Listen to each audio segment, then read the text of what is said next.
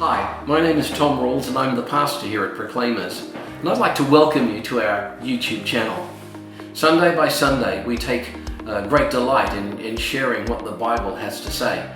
The Bible, probably one of the most relevant books in the entire world, with principles that touch every area of our lives. One of the key ingredients to the life of our church and its preaching is the variety of those who actually get up and speak.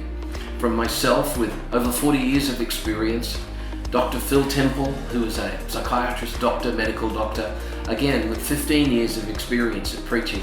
We've just had such a phenomenal blessing by having so many great speakers. We hope you enjoy this particular YouTube video of our latest ministry here at Proclaimers. So thank you again for joining us and God bless you.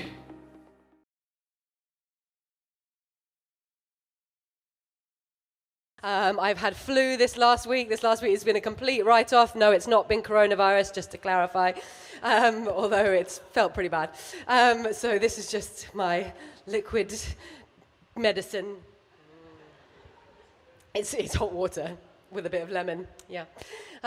So that's why I sound a bit snotty. It's been an interesting experience today. I'm very grateful for makeup to give me a bit more color back in my face. I am very grateful that snot is no longer coming out of my eyes. That was a new experience for this week. Anyway, it's an occupational hazard. So, as Gemma said, I am a doctor, I'm a GP. And actually, that's how I want to start this morning, because being a GP is a very busy job. Contrary to what the stereotype dictates about, people that manage to play golf or whatever in their day, that's just nonsense. Like, I barely even have time to eat lunch, let alone tee off, even if I wanted to. But there's some days where I feel like, we all are working hard, but I feel like I'm working harder than some of my other GP colleagues, maybe. Ooh, I hear the controversy already in the room. I can fall into the trap of looking on our computer system where you can basically see what everyone is doing and how many patients they have to contact or see face to face. And I look across and I think, I think they're having an easier day than I am. I seem to have got loads of work today. And I feel like, that's just not fair.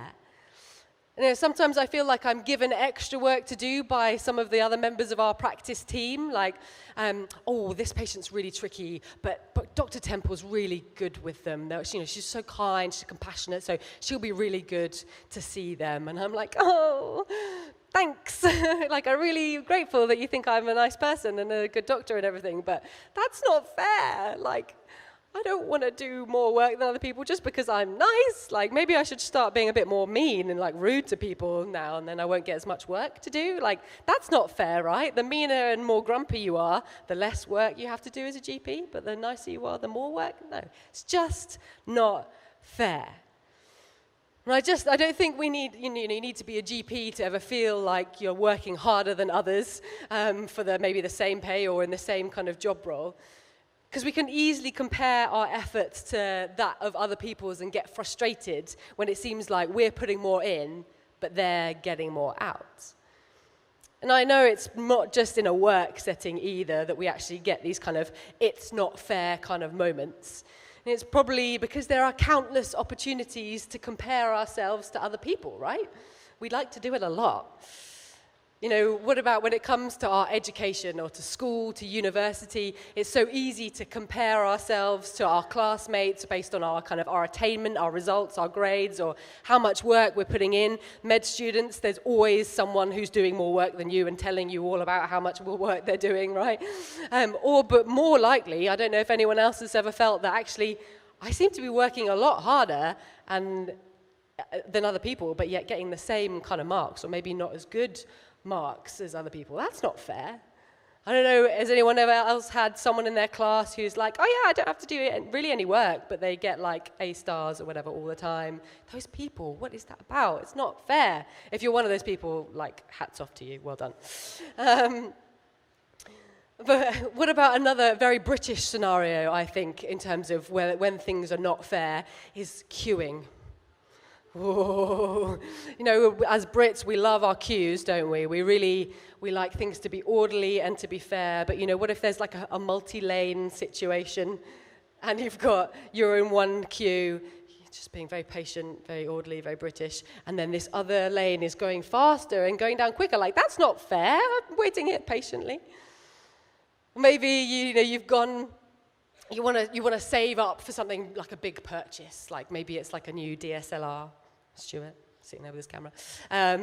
Or maybe you're saving up for like a new road bike, or maybe a car, or a deposit on a house, and you've been really like scrimping and saving and going without and not doing fun stuff in order to you've just been saving so hard for this one thing, and then someone else comes along with that same thing and goes, oh yeah, I was just given this. It's nice, isn't it? It's really great. Yeah, I'm so blessed. And you're like, oh, that's not fair. I've been working really hard just to get the same thing, and you were just given it. Or I hear there's ample opportunity for comparison when it comes to parenting. And like when it comes to those, probably have a lot of it's not fair kind of moments, like when you're in the baby group and that parent says, oh yeah, my baby's been sleeping through since day one. And you're there like ready to vomit because you're just so sleep deprived and so jealous. Or another one, if you're in the room, if you've ever struggled with like you're wanting to lose a bit of weight, get more healthy, and you've been going to the gym, and then you meet that person who's like, oh yeah, I can pretty much eat wherever I like, and I don't really gain weight. You're like crying on the inside because you've been sweating buckets for days on end trying to reach your goal, and you're like, that is not fair. It can make us frustrated, can't it? Downhearted, disillusioned, when it seems like people are getting more than they deserve, maybe. But it does happen. Life isn't fair. Some people get what they don't deserve. Some people don't get what they do deserve. Sometimes we work really hard in life in order to achieve something, and maybe it doesn't happen. Or worse, it happens to someone else that we think is less deserving. So how do we cope with that? I think we need to we're in church this morning, right? Let's try and find some comfort from the Bible, right? The God of justice, mercy, all this kind of thing. Like, I'm surely he is some ways going to give us hope in this text. So let's take a look together. Let me find a good passage. I'm going to move this table, actually, because it's annoying me that it's slightly off-center. Is that better, Phil? Is that better? He's probably, yeah, okay, good. Okay, so it's not fair. Life is not fair. What has Jesus got to say about this situation? Matthew 20, let's see, verse 16. So the last will be first, and the first will be last. The last will be first, and the first will be last. Not exactly what we were hoping for, right? In the spirit of this series that we are covering at the moment, he said, what? I feel like we should do that all together. Everyone ready? He said, what? The last will be first, and the first will be last. Okay, so that's not quite what we're hoping of in terms of fairness, Jesus. But let's read this a bit more in context, shall we? Let's try and figure this one out, this controversial teaching of Jesus. So in this passage in Matthew 20, we're going to read it from the beginning. It's going to be on the screen behind me, but it's Jesus is teaching a group of people, and he's telling a parable, a story to try and illustrate what he wants to teach. So let's start from the beginning of chapter 20. It says, "For the kingdom of heaven is like a landowner who went out early in the morning to hire workers for his vineyard. He agreed to pay them a denarius for the day and sent them into his vineyard. About 9 a.m, he went out and saw others standing in the marketplace doing nothing. He told them, 'You also go and work in my vineyard, and I will pay you whatever is right.' So they went. He went out again at about noon and about 3 p.m. and did the same thing. About 5 p.m, he went out and found still others standing around. He asked them, 'Why have you been standing around here all day long doing nothing?' 'Because no one has hired us,' they answered. Yeah, good excuse. Lazy. He said to them, 'You also go and work in my vineyard.' When evening came, the owner of the vineyard said to his foreman, 'Call the workers and pay them their wages, beginning with the last ones hired, going on to the first.'" Ooh, I have pressed a button on my computer that I did not want to press. Then the workers who were hired about 5 p.m. came and each received a denarius. So when those came who were hired first, they expected to receive more. But each one of them also received a denarius. What? When they received it, they began to grumble against the landowner. These who were hired last worked only 1 hour, they said, and you have made them equal to us who have borne the burden of the work and the heat of the day. That's not fair. But he answered one of them, I am not being unfair to you, friend. That's a passive-aggressive friend, isn't it? Friend.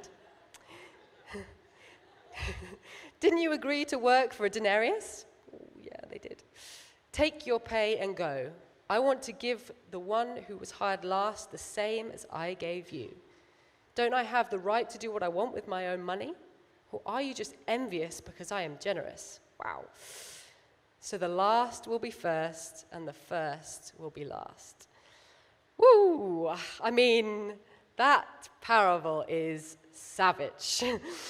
Like, if you needed a great example of feeling like life is not fair, I feel like that's like a perfect one. You know, imagine how those early workers must have been feeling.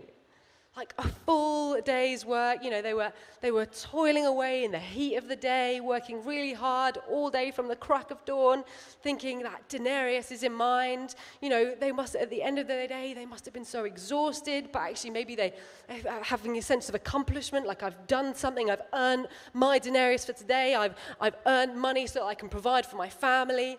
They must have been feeling like, okay, yeah, I've worked hard, but I've earned it. And then they line up and they see that all these people who have arrived like an hour in and probably barely even had time to like pick up a tool to even start working. Maybe they were looking busy. And they get paid a denarius, you know, thinking, oh, wow, okay, these guys who barely did any work get paid a denarius. Then I know that's what I was going to have, but maybe I'm going to get more. I'm quids in here. This landowner's amazing.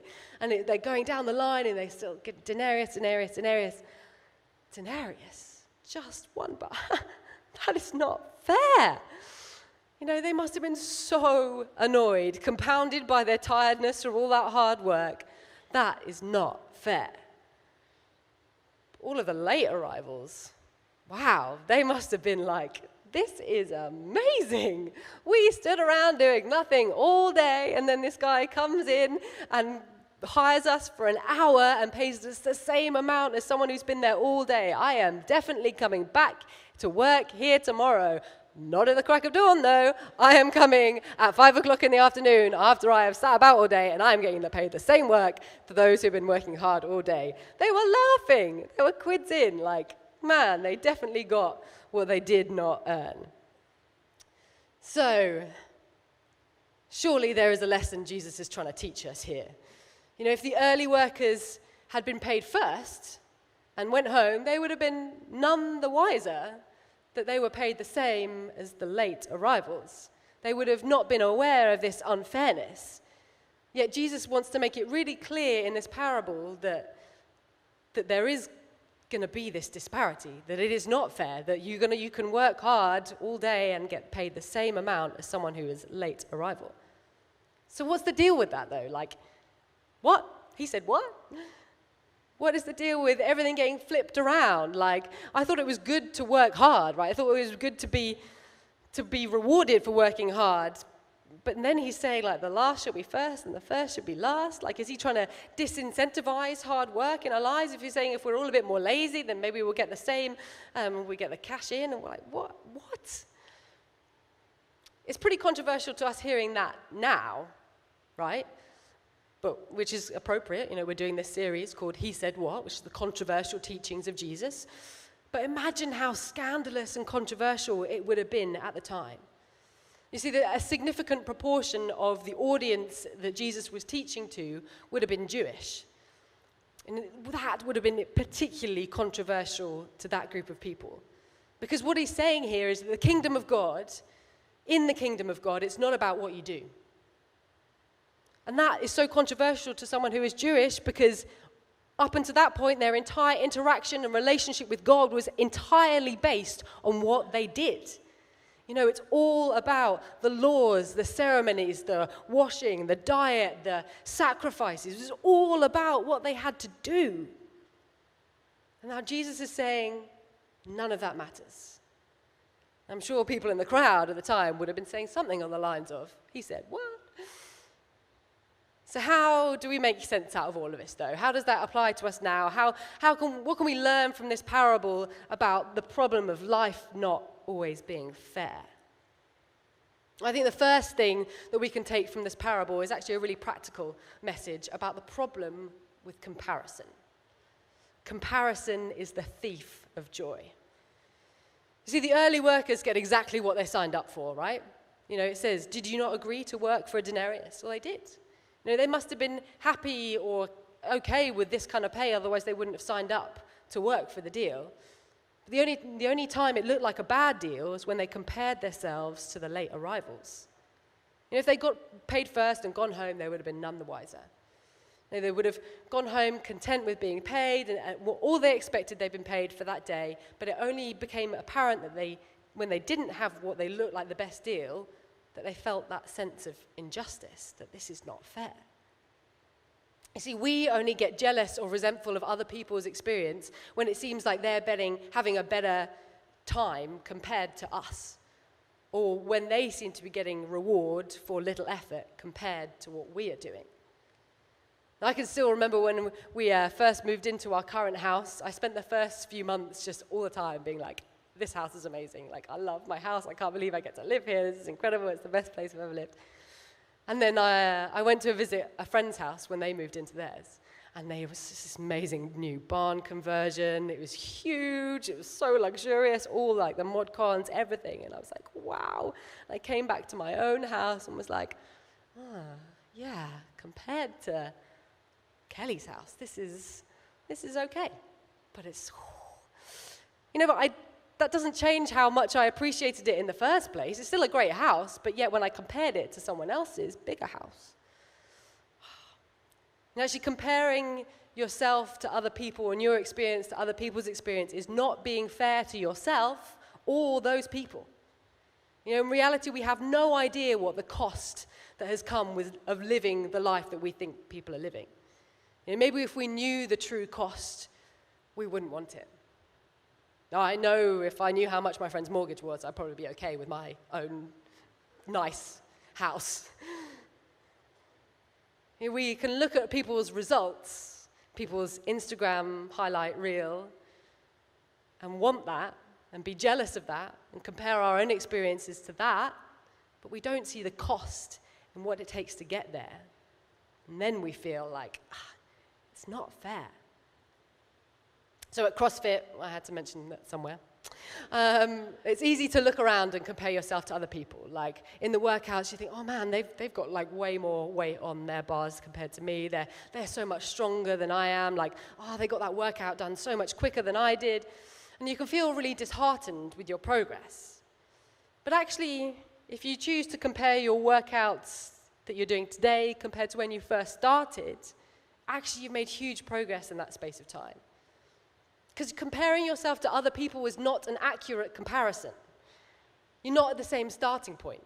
There are too many different variables. I've been doing CrossFit for 3 months, but how can I compare myself to someone who's been doing it for 3 years? It just doesn't make sense. Like, scientific experience would never even entertain that kind of comparison with such great and different variables. So instead of comparing ourselves to others, why don't we compare ourselves to ourselves? To our progress that we have made. Compare yourself to who you were yesterday, not to who other people are today. And it's okay to acknowledge that you're aspiring to something, but you're not there yet. Like, it's okay to feel the frustration of not being where you want to be yet, because that helps drive you forward. It helps move you forward. And actually, it's okay. We're all on a journey. We all should be pushing forward. But it's not okay to look at someone else's journey and think, well, they're where I want to be. Why am I not there yet? That's not fair. I'm working really hard at this. Why am I not where they are now? How come they have it all together, but I don't? Yes, you might not be where you want to be, and none of us really should be. As I said, we're all on a journey. But look how far you have come. I bet if we all took a moment this week to appreciate the progress we have made in certain areas of our lives, we would actually be pretty impressed with ourselves. Give yourself a bit of credit. That will motivate you to keep moving forward as well. So if I could sum up that, what I've just said, in one sentence to remember, it would be this. I am not where I want to be, but I am not where I used to be. I am not where I want to be, but I am not where I used to be. So, like the early workers in the parable who compared their hard work to the lazy later arrivals and got extremely frustrated with the fact that they were not on the same pay, or they were on the same pay but for very different work, we too can become disheartened through comparison to others. That comparing yourself to others will rob you of your joy and motivation to move forward towards your goal. Instead, compare yourself to who you were before. I am not where I want to be, but I am not where I used to be. So that's a really practical application of this verse, right? But I want to get into the real crux of the meaning of this parable. And I'm really excited about this next point, actually, because I feel like I've gained a new understanding and revelation from reading this passage, and I definitely can't claim it as my own. I was listening to a message by Judah Smith, and it blew my mind, so I'm going to share it with you all, and it's definitely not my own revelation, so here we go. But let's start with the basics about this parable. The real meaning of this parable is actually to describe salvation and to describe getting into heaven, to the kingdom of heaven. The early workers represent the Jews of the day, those who've been following God for like a long, long time. They've been dedicating their lives to him for years and years and years, generations, working hard in the synagogue, serving the community of God, trying their best to live good lives that God, and in the way that God had previously instructed them to do so. The late arrivals represent the Gentiles, the non-Jews, the people who had not been brought up as God's holy, chosen people, but who were coming to follow Jesus. So what Jesus is saying here in this parable was a promise of things to come, what we now know as salvation. And we know through Jesus' death and his resurrection that he took on all of our sin. Anything that there was a barrier between an imperfect world and a perfect God, he took it all on the cross. He put it to death and he buried it. And he rose again to new life, conquering death, conquering the grave, conquering our sin, removing permanently any barrier to God, to relationship with God between you and me. And meaning that we get to not only have that access to that relationship now, but an eternity spent in heaven. From this act, it now means that anyone and everyone who says they believe in Jesus gets into heaven, gets all the benefits, no matter how long or how hard you have worked previously. It means we all get grace. Grace, the unmerited favor of God. The playing field is leveled. It doesn't matter how hard you work in doing things that are good for God. You still get grace. You still get forgiveness. You still get right standing with God. Even if you've committed hundreds of crimes and spent your whole life being a generally unpleasant individual, if you decide to follow Jesus, turn from your ways, in that moment of belief, you get the same grace, the same reconciliation, the same righteousness, the same right standing with God, just like that super holy Christian that's been going to church all of their lives. It's the same grace. So the last will be first, and the first will be last. Jesus is throwing out the rule book. He's saying, okay, now it doesn't matter what you do in order to get my approval and my love. It only matters what you believe. And that's pretty controversial for those who've been working their bums off their whole lives to try and earn their right standing with God. To then be told, actually, all I want for you is to believe in me, and that means all these other people who haven't worked as hard as you get the same grace, same forgiveness, same righteousness in my eyes. Now, if you're like me and have been a Christian for almost 20 years now and been involved with church for 13 or so years, or even actually if you've been around for the last year or more, and really not very long time, you probably identify with the early arrivals, the early workers in this story. And that makes sense, right?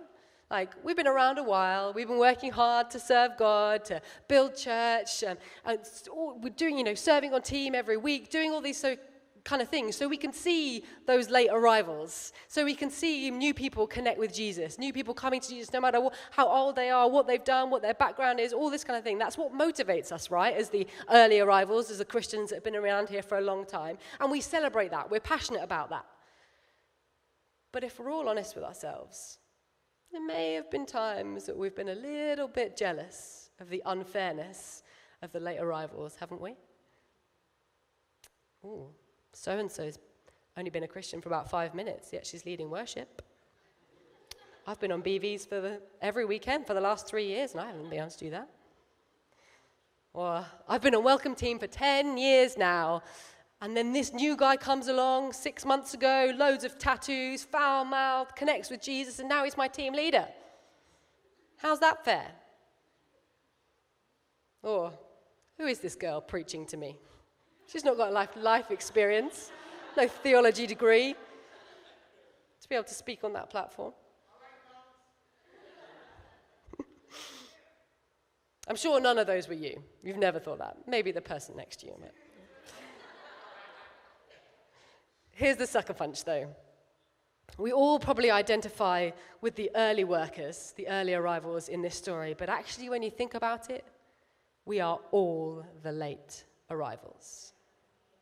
Anyone in this room this morning and believes in Jesus is a late arrival, no matter how long you've been a Christian for. Why? Because with God's grace, through what Jesus has done on the cross for us, we have all got what we did not earn. And actually, just as an aside, if you don't consider yourself to be a Christian, a believer in Jesus here this morning, if you don't even consider yourself to be in the vineyard, let alone a late arrival, well, there is still opportunity to get access to this grace, to this forgiveness, to this salvation, to be made right with God, to be made whole. And I'm going to give you that opportunity at the end of this message. We are all the late arrivals. We have all received what we did not earn. We have all got the best deal, which is grace, the unmerited favor of God. You know, God's grace is not only being reconciled with God, but it's the fact that we did nothing to earn it. God was not obliged to do this for us, and we definitely didn't give him any reason to. God's grace is his goodness towards us when we deserved punishment. You know, you might think that sounds harsh, like punishment.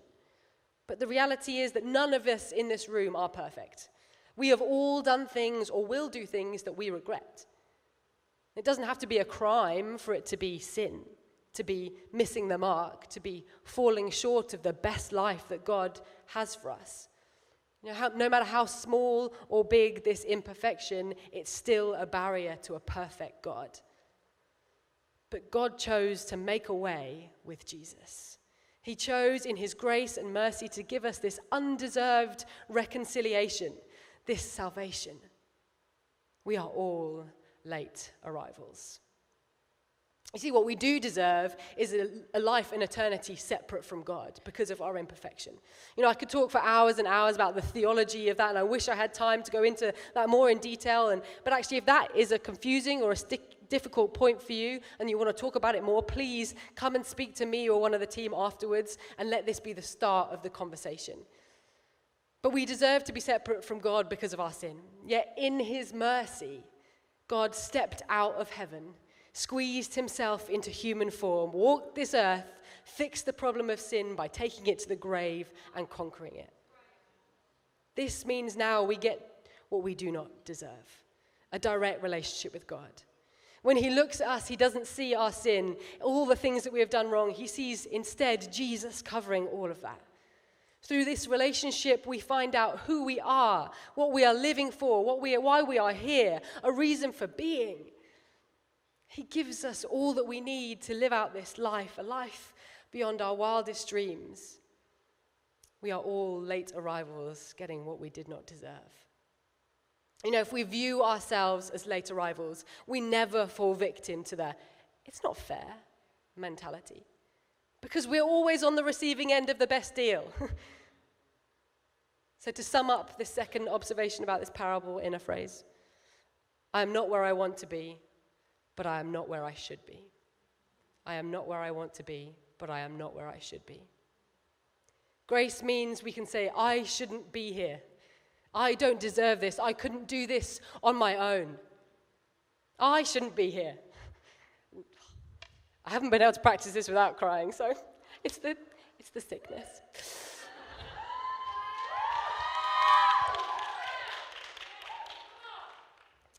I shouldn't be doing this.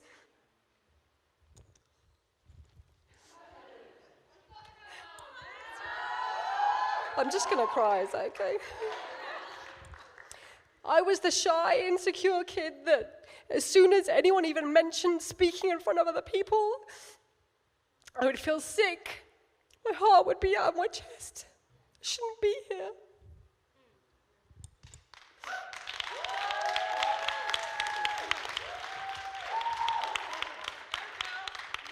Okay, my makeup's going to run. It's going to be fine. When I was in sixth form applying to get into medicine, I was told I shouldn't do it because I wasn't going to get the grades. But I applied anyway. I got one interview, then one offer, but it was okay because it was the one university I wanted to go to, Norwich Medical School. 14 years later, I'm still here, living a life that I never dreamed of. Now I teach medical students. I got the job with no experience and no qualifications. Literally, in the interview, one of the first questions they asked me was like, what kind of teaching qualifications have you done? What kind of experience do you have? I said, none. And I have pink hair. How does that happen? I shouldn't be here. And I'm not saying all of this to big myself up. I'm saying that I would not be doing this if it wasn't for Jesus and his grace. Yes, I've worked hard, but I would never even have begun to explore these opportunities, and these doors would have not opened had it been for Jesus and the changes that he has made in me. So I want you all to encourage you to think about this week. The ways in which the grace of God has altered your life. Think about where you should be, where you could have been if it wasn't for connecting with Jesus. As I say, it might bring you to tears. Tears of gratitude, of love and appreciation for Jesus and all that he has done. Actually, I think I want you to think about both of these statements this week. The band can come up now because I'm probably way over time, but yeah. I am not where I want to be, but I am not where I used to be. I am not where I want to be, but I am not where I should be. Think about how this is true in your life. Maybe write it down. Think about how far you've come, and think about how Jesus has altered the course of your life. Perhaps say those two phrases to yourself every morning when you wake up. I'm not where I want to be, but I'm not where I used to be. I am not where I want to be, but I am not where I should be. If we can keep these statements at the forefront of our minds, it will change our perspective. It will cause us to feel gratitude. And that is the ultimate antidote to the it's not fair mentality. I am not where I want to be, but I am not where I used to be. I am not where I want to be, but I am not where I should be. And the final one, I am not where I want to be, but think of where I could be. Just think about what life could be like, free from the bondage of comparison, free from the thoughts of it's not fair. Think of what life could be like every day through the perspective of gratitude, of appreciating what you have instead of worrying about what you don't have or what other people do have. How could that affect how we relate to one another? No more jealousy, no more envy, no more put-downs, no more backhanded comments, no more bitterness, no more resentment. Instead, there would be a gratitude for what we do have, more contentment, more goodwill, more generosity, more kindness. We would celebrate one another's successes more. We would cheer each other on more. There would be more encouragement, more edification, more building each other up. There would be better teamwork, more collaboration, more innovation. Maybe we could all spur each other on to do and achieve great things. Maybe those great things could be life-changing for the world around us.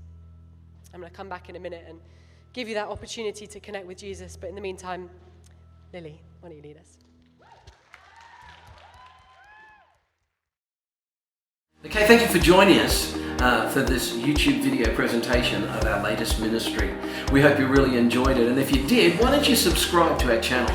Better still, send us some feedback. If you have questions, let us know. We'd be more than happy to interact and engage with you. Thank you again, and we hope that you will join us soon. Why not try and make it to one of our services one Sunday? We're meeting here in Norwich from 10:30 a.m. and then again at 5 p.m. at night. We'd love to see you. God bless you.